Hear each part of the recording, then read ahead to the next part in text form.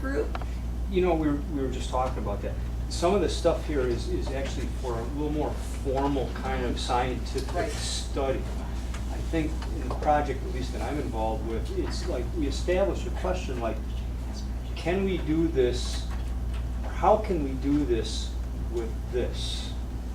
And then it's up to the kids to build this bridge, right? How can I get a joystick to do this? You know, what's the bridge?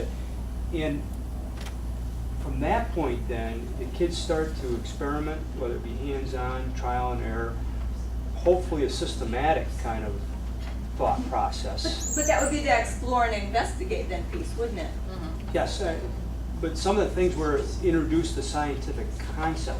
A lot of times they won't get introduced, that they'll discover it on their own. Well, exactly, And part of then, but inquiry. then in comes daddy, I guess, or whatever, to say, okay, this is kind of where you need to go next. One of the things, again, that I've talked to Celeste about and some of the other people with the enterprise here, I've tried very hard to be hands-off. It's very easy to step in and say, well, here, do it this way, boom, boom, boom, boom. And it's a very appealing, you know, you want to get it done, so you say, no.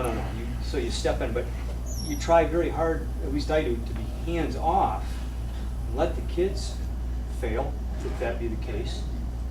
But most times they'll fail, but then succeed on the next trial. Do you need to be balancing when to and when not to? Oh, I absolutely. mean, how long can you keep them stuck? I remember observing a lesson once. I think some of the best ways to learn how to teach is to look at a videotape and talk about it. We watched this one teacher who let kids try what she wanted them to learn. She was trying to get them to get to it. Oh, it was so tedious. We were like crawling around the room. You know, when do you give a little push? When do you give them a little hint? When do you give them a little nudge? When do you bring in a resource to get their thinking in the right directions? Those are some real good questions, I think, as coaches that you will be asking. How long do you let them be stuck? And do you drop a hint somewhere? And that's an interesting selection. To piggyback off of what Keith was saying there and what you're saying is that one of the things I think that sometimes we don't address, and I hope to address as we start to build the website and coaches come together, is the other skills. Those group of other skills. We talk about STEM. Tons of it. We could sit here for 5 hours and have call-in pizza and still talk and not cover half of what we want. Sure. But it's the other skills. And one of the things that I do with my students is the time management part. So what they've asked if we could invest in is the computer counter programs or the overhead timers, because they find that they lack in time management skills. And that's where I'm the tiebreaker. So right now, I'm the time management person. I'll say, now we've gone around and everybody's had something to say and we've brainstormed. We have flip charts we put up, you know, and everything else. I know, I was, you know, you told you, Mary said, you might regret this. But it's a time management problem. I'll say, now you've just spent 2 entire meetings on this, and what was the outcome of this? We're still at square one. Now is where I need to tell you we need to get focused on some time management, okay? Because we don't have that time, you gotta progress. Excellent. And so, and I think that sometimes either your survey or a survey that maybe is developed online that the kids could sit down and take is, what other skills have you learned from this entire, because Celeste brings up the social skills. the social, we may call them interpersonal, soft. They aren't presentational soft at all. skills. Well, the You social know, skills in the group have to be somewhat looked at from, I know Celeste does and I think we all do, but we look at from above that none of the social skills fall apart and become hurting, or what's the word I'm trying to think of, you know, where kids are going at each other. You know, you gotta step in once in a while and say, look, you know, you guys are frustrated on this, or you got an ego thing going on, or you got the male That's right, or somebody who's like testosterone right going here. off this way, and the girls in the group are getting just crushed by. And, you know, those are the kind of things that I think we need to tease out as an evaluation. In other words, we have coaches here that we're looking at. What was your relationship to the team? And you know what? You're going to get years where you have a really good chemistry going on, and your work is like breeze. Well, You the sit- sustainability though, after NSF. Yeah. This is a tool to take to your school board Here's and what your to do when. community. That this is not just STEM. This is a tool that builds so much more. I mean, there's thousands of threads coming through.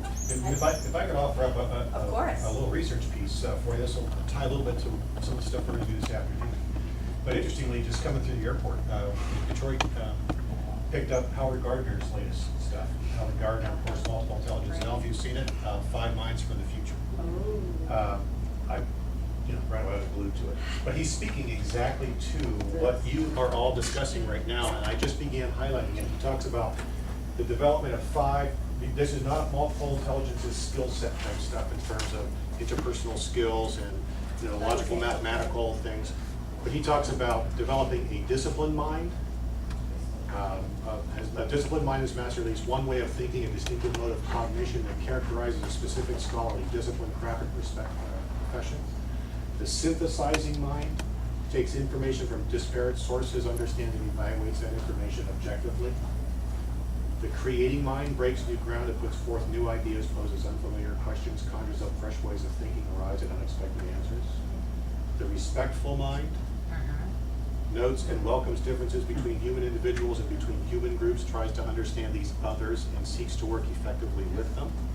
And lastly, the ethical mind, which ponders the nature of one's work and the needs and desires of the society in which one lives. Does that come from Maslow's hierarchy? No. No, Gardner. It's all brand new posits by Gardner. That's So I have this with me. I think it might be something that becomes sort of, it gets to you use the term soft skills, he addresses that specifically. He also goes after Daniel Pink's work a little bit, which is kind of interesting on the whole right brain, left brain stuff. Yeah. But it's kind of getting at some of the stuff you're speaking to, Keith, because there's this whole issue of responsibility.